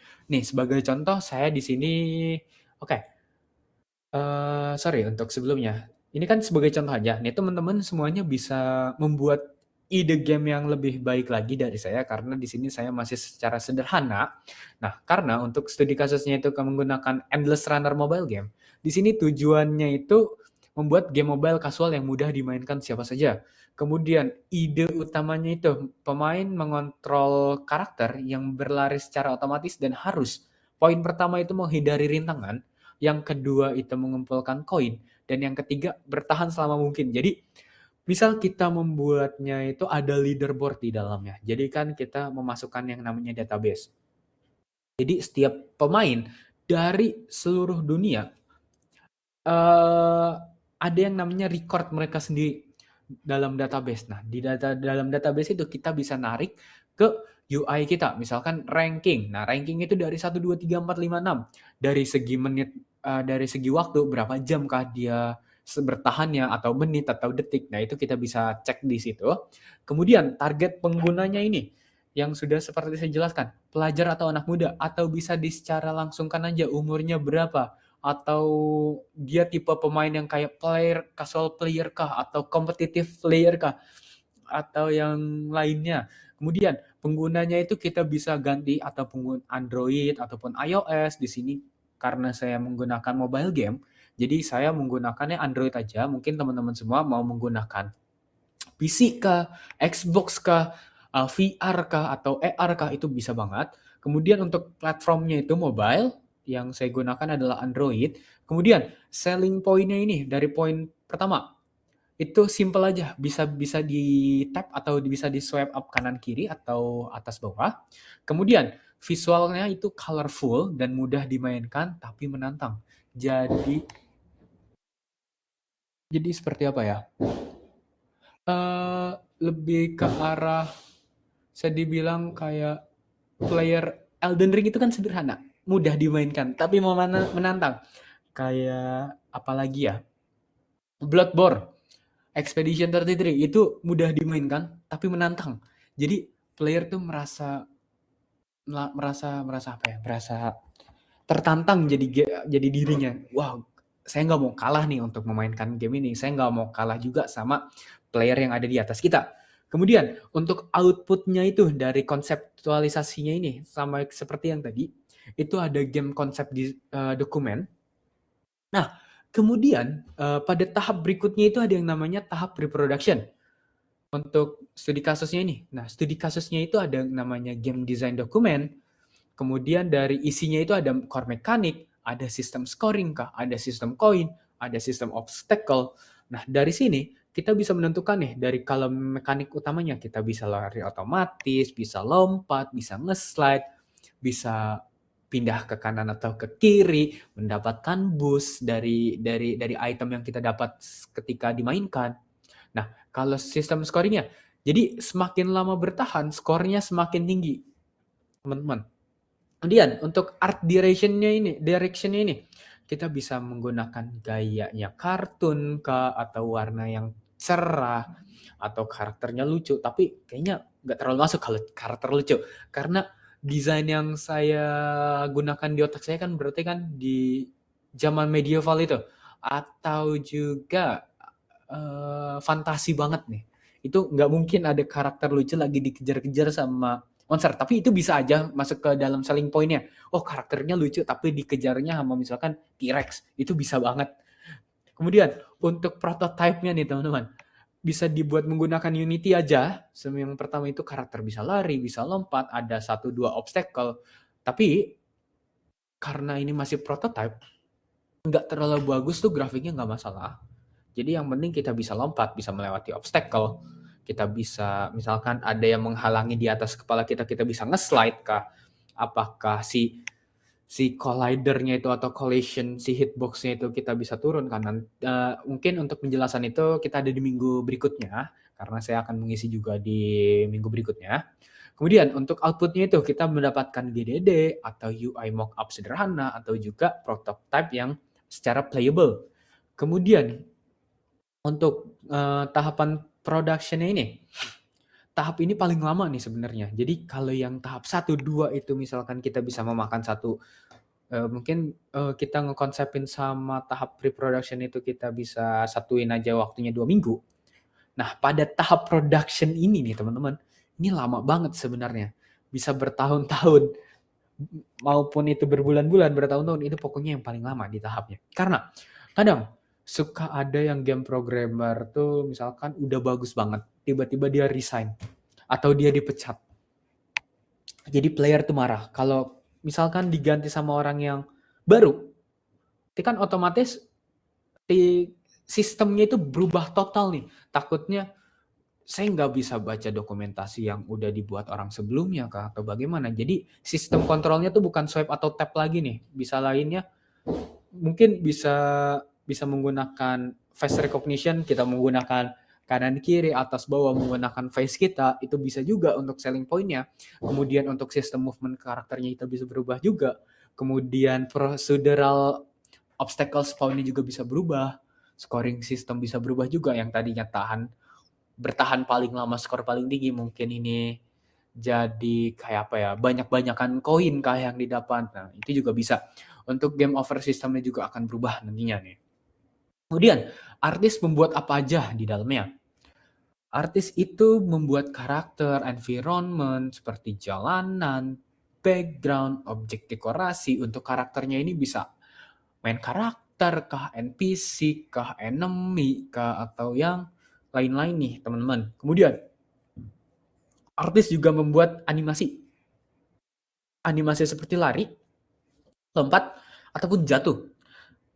Kemudian dari si sound designer ini membuat BGM, SFX, atau yang lainnya. Kemudian sound ketika lompat itu namanya sound effect sih sebenarnya jatuhnya teman-teman. Kemudian saat kena obstacle ada suaranya kah, ada kemudian pick up koinnya. Nah, kemudian yang terakhir itu QA udah mulai ikut nih tes basic-basicnya aja, kayak mekaniknya udah bener kah dari game designer yang kita kasih, kemudian kenyamanan kontrolnya bagaimana, catat-catat bug yang ada di dalam game yang sudah kita buat. Karena di outputnya itu ada playable game, belum final tapi udah terasa gameplaynya, udah ada power up-nya, udah ada scoring sistemnya di dalamnya teman-teman.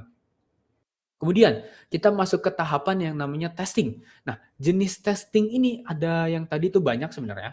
Kalau saya sendiri tuh menggunakan alpha testing, beta testing, dan juga user acceptance testing atau UAT. Nah, itu dicek lagi tesnya, kayak user nih menanggapi game yang telah kita buat bagaimana sih? Apakah user senang dengan game yang kita sudah buat? Tapi kalau yang tahapan industri ini jauh lebih menarik, teman-teman. Jadi ada functional testing, performance testing, UX and playable testing, bug testing, dan juga banyak lagi nih teman-teman.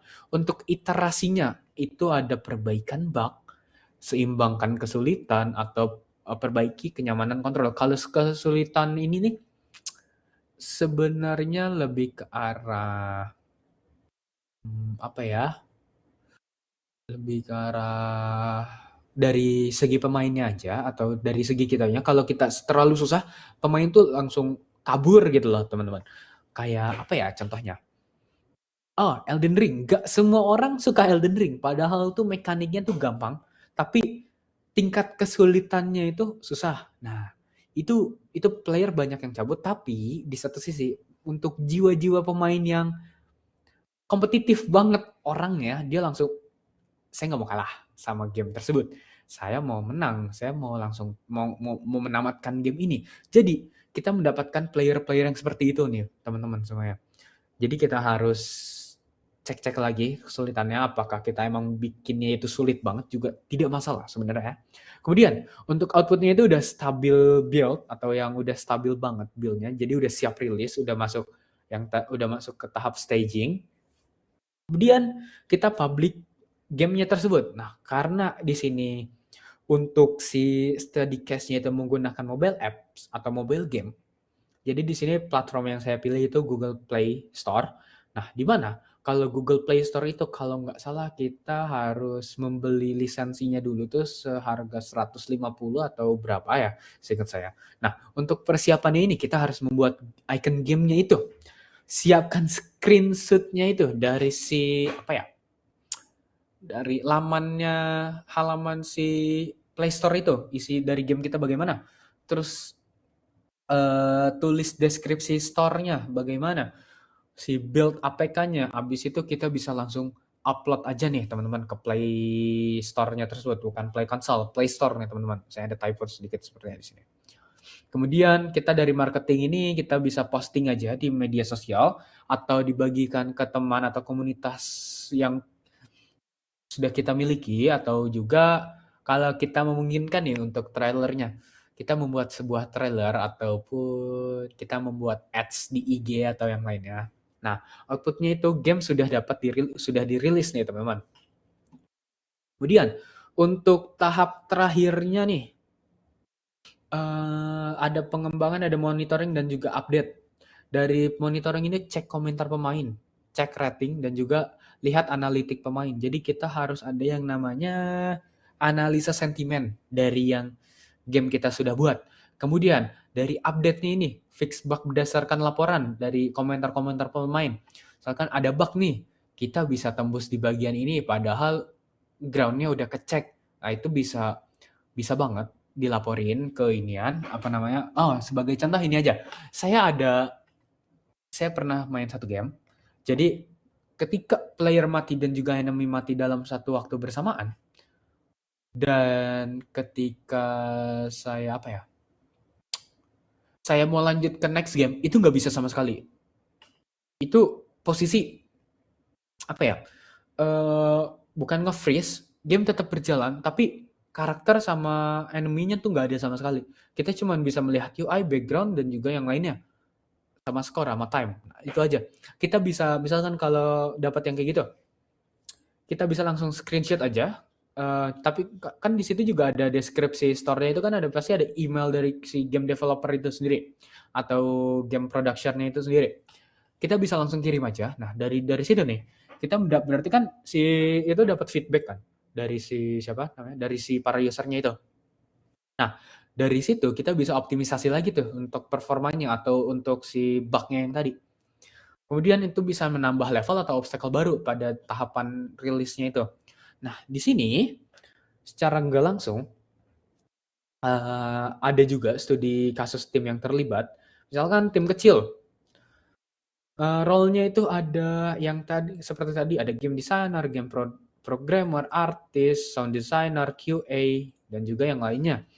Kemudian tugasnya itu ada tugas-tugasnya, dijelaskan apa aja tugas-tugasnya. Kemudian jika solo developer maka akan dikerjakan satu orang. Tapi skopnya kecil. Ada pengecualian ya teman-teman. Kalau teman-teman pernah memainkan Stardew Valley, itu dia membuat secara solo atau solo developer. Dia mengerjakan selama berapa? 4 tahun, dan juga saya kalau nggak salah ada juga satu developer yang ngirim di YouTube juga. Itu tuh nama gamenya tuh Chef RPG atau Chef apa.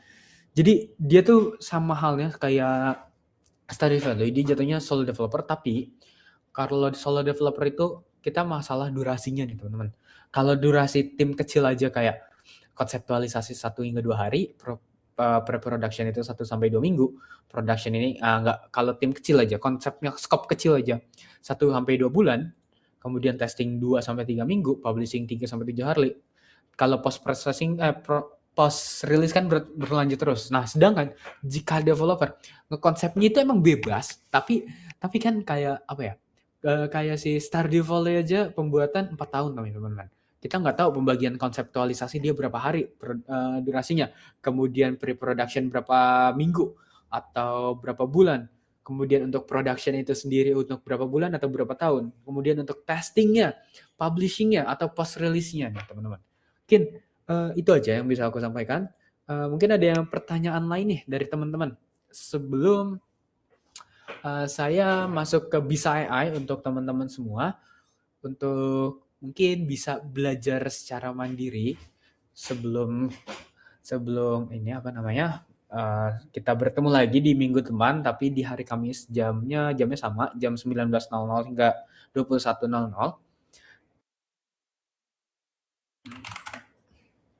Mungkin selagi saya menjelaskan di Bisa AI, teman-teman semua bisa langsung aja di apa namanya langsung di chat aja di publiknya. Nah untuk di Bisa AI ini kita harus namanya login dulu nih teman-teman semuanya. Kemudian untuk di sini ada profile. Nah, profile ini harus diisi semua. Kemudian inginnya mulai diisi atau di strip aja. Kemudian untuk Instagramnya juga bisa di strip aja. Dan bisa diisi untuk riwayat pekerjaan dan pendidikan. Kemudian kalau teman-teman udah buat semuanya, kemudian kita bisa masuk aja ke kelas gratis. Di sini bisa di-search aja untuk namanya misalkan game. Nah, di sini udah ada beberapa kayak permainan ini pembuatan game platformer 2D atau pembuatan game dengan RPG Maker ini bisa teman-teman assign terlebih dahulu untuk belajar fundamentalnya yang sudah saya jelaskan ataupun misalkan teman-teman mau membuat Scratch nih atau block code gitu. Ini bisa aja di sini udah ada juga. Nah, ketika teman-teman udah daftar misalkan di sini. Nah, di sini kan saya sudah selesai nih, teman-teman. Nah, kita misalkan masuk ke course ini. Ini ada yang namanya silabus. Di silabus ini ada penjelasan di dalamnya, kemudian ada langkah-langkah pembuatannya, kemudian itu ada yang namanya pre-test, post-test, ada quiz juga. Ketika teman-teman semua sudah apa ya namanya? Sudah menyelesaikan silabus ini, teman-teman tinggal langsung mengerjakan tugasnya. Bisa dilihat tugas akhirnya seperti apa, dikirimnya untuk filenya bagaimana. Di sini tuh menggunakan PDF dan kalau nggak salah itu ada maksimal size-nya 2 MB kalau tidak salah atau 10 MB. Nah, ketika teman-teman sudah semua nih udah di-approve di bagian tugasnya ini, bisa aja dibikin portofolionya. Nah, portofolionya tuh bikin di mana? Kita bisa bikin di sini. Tambah portofolio. Nah, di sini untuk tambah portofolio ini ada tambahan foto project-nya dari masing-masing teman yang misalkan udah dibikin. Kemudian ada judulnya, deskripsi singkat untuk pilihan course-nya ada yang di mana yang udah selesai. Kemudian ini bisa ditambahkan lagi fotonya dan juga pilihan kategorinya tuh bisa yang namanya desain mungkin. AI juga bisa, jadi nggak masalah, nggak terlalu dipermasalahkan sih. Nah, mungkin itu aja teman-teman yang bisa aku sampaikan untuk ini dari si Bisa AI-nya. Mungkin bisa di login aja nanti teman-teman ya. Oke, ada pertanyaan lagi di sini. Untuk rilis suatu game, apakah perlu konfirmasi ke platform-platform bersangkutan terlebih dahulu atau bagaimana? Boleh tahu proses perilisan ke platform bersangkutan seperti PC, konsol? Oke. Mungkin kalau itu ke platform itu sebenarnya kita bisa ajukan yang namanya apa ya? Yang dokumen-dokumen tertentu. Jadi kayak misalkan saya mau rilis game ini ke pihak terkait ini. Kalau kan boleh tahu prosesnya. Oh, kalau itu mungkin ya kita coba cari dulu.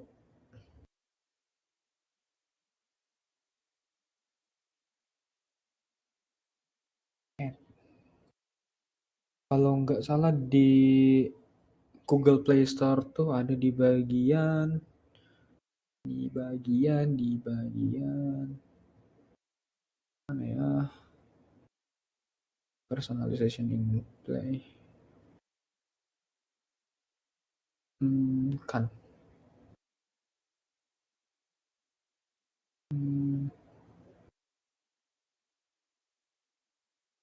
Kan di bagian kan ya Pak.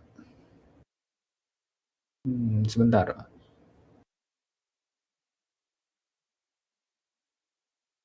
Kita lihat terlebih dahulu rilis di Play Store tuh.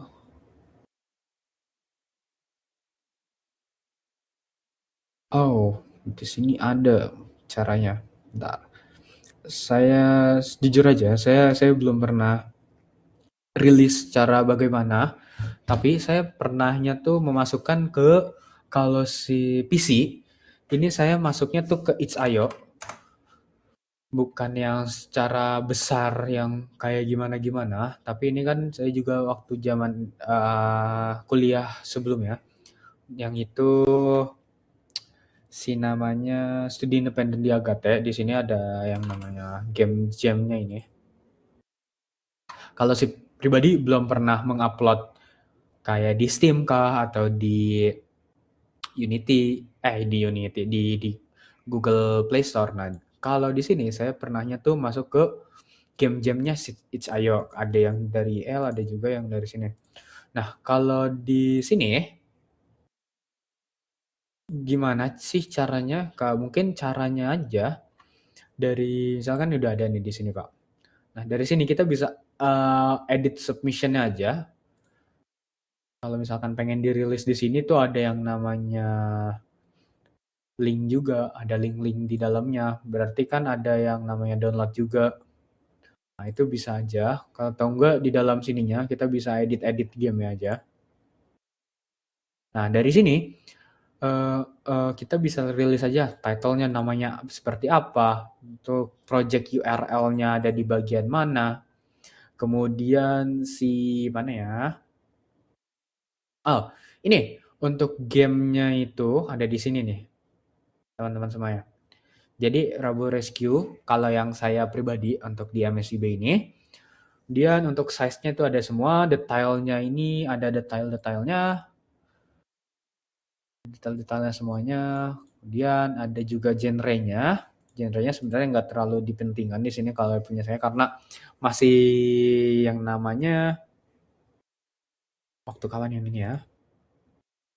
Kalau nggak salah masih ke 3, jadi nggak terlalu yang dilihat banget. Jadi pas sudah hasil akhirnya itu yang dilihat banget. Kemudian untuk di Infinite Learning sendiri itu saya kalau nggak salah yang ini.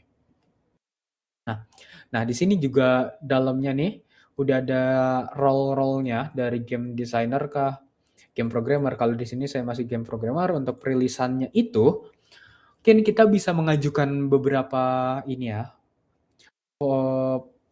dokumen-dokumen tertentu. Misalkan saya ingin merilis ini, tapi secara yang dapat dari pengalaman dari teman saya yang pernah cerita di upload di Play Store atau juga di Steam, itu dia nggak ada yang ini sih Pak, apa ya namanya, nggak ada konfirmasi ke platform bersangkutan.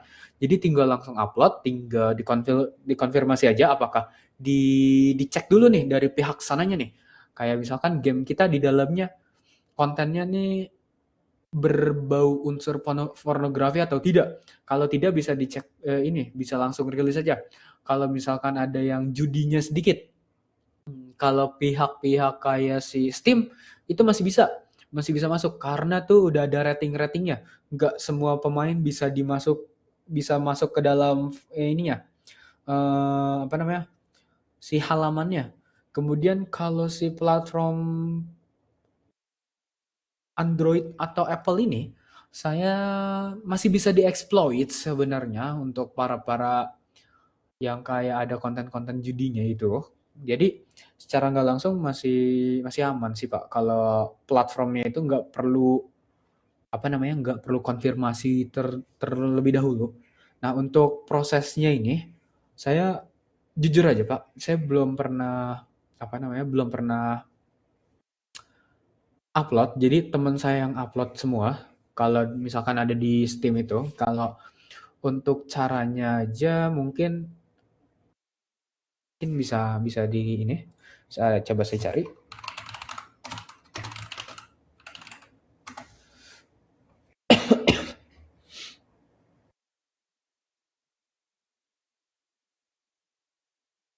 Ah, ini dia, bisa di sini.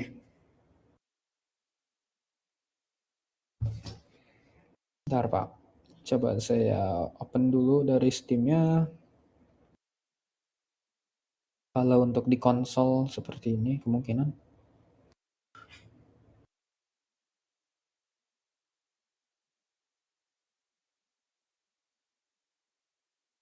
Nah, dari dashboard-nya ini kan udah ada semua nih, Pak. Mungkin kita bisa masuk ke nah ya. Nah, ini I am a developer or publisher. Jadi kita bisa sign up dulu, terus dahulu di sini.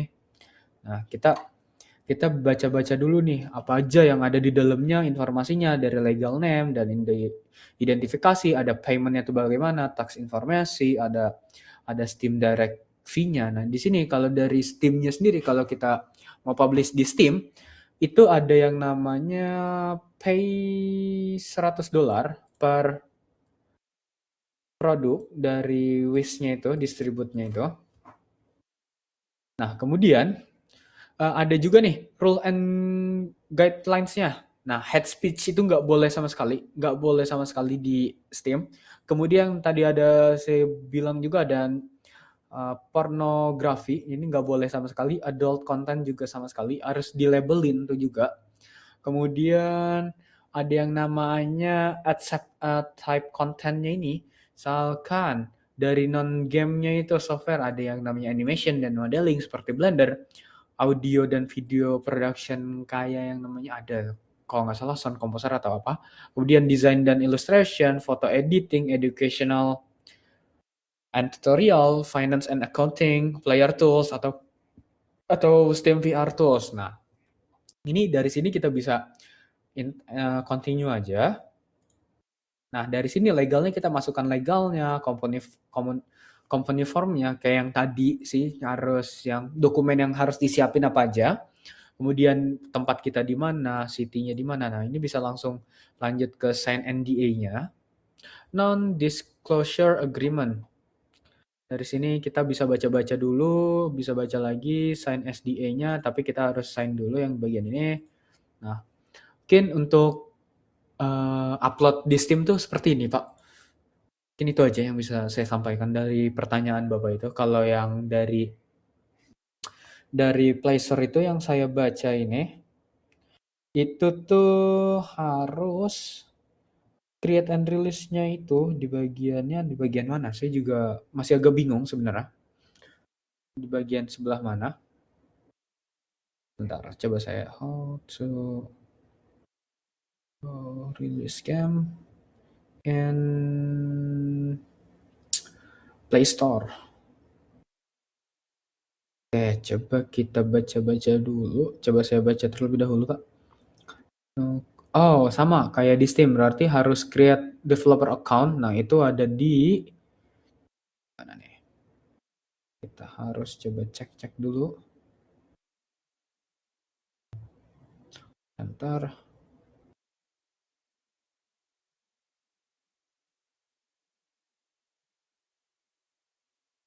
Sebentar, saya coba cari terlebih dahulu. Oh, kalau di sini nggak ada ya langsung. Oh, itu harus masuk ke mungkin ini ya, coba.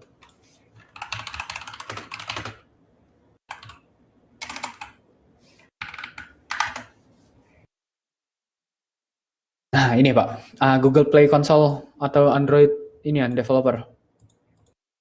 Nah, dari sini kita harus sign in terlebih dahulu. Coba saya sign in terlebih dahulu untuk dilihat bagaimana cara publish-nya. Ganti akun, jangan yang ini.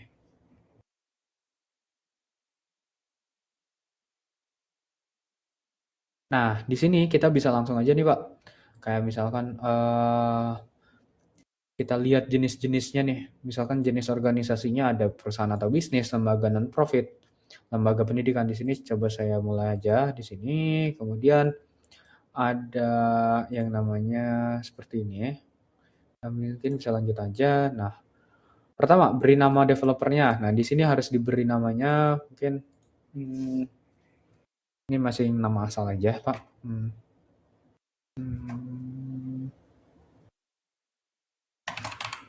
Nama saya aja kayak gitu nggak masalah, nggak bisa.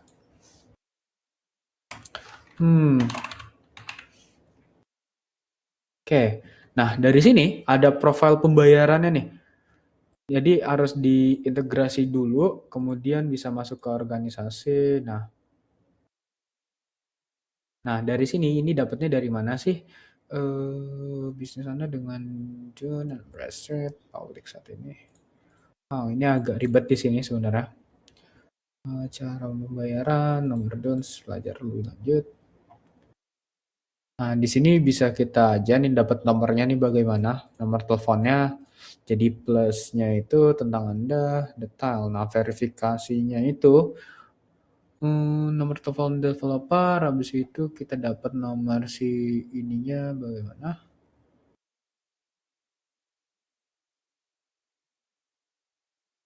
Oh, oke. Mungkin itu aja Pak yang bisa saya sampaikan. Caranya ini agak-agak tricky sebenarnya Pak. Kalau saya share screen semuanya, ada yang privasinya juga sih sebenarnya. Mungkin itu aja Pak yang bisa saya sampaikan dari pertanyaan yang Bapak tanyakan. Mungkin kalau mohon maaf jika agak kurang memuaskan dari segi jawabannya. Mungkin ada lagi kira-kira ingin ditanyakan sebelum kita tutup untuk webinar kali ini. Aman semuanya Pak? Atau teman-teman semuanya? Bisa open cam lagi nih kita untuk sesi sesi screenshot-nya yang terakhir untuk penutupannya.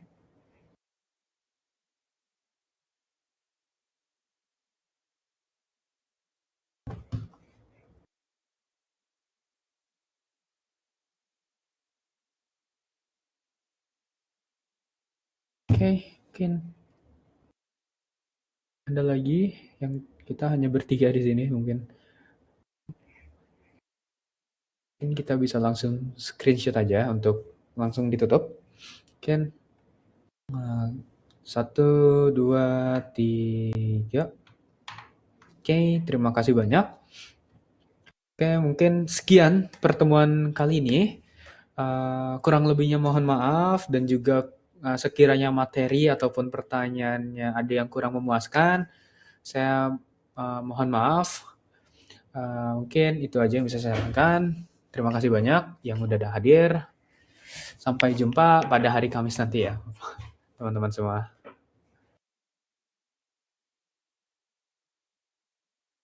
Oke, mungkin bisa ini, bisa teman-teman semua bisa live aja.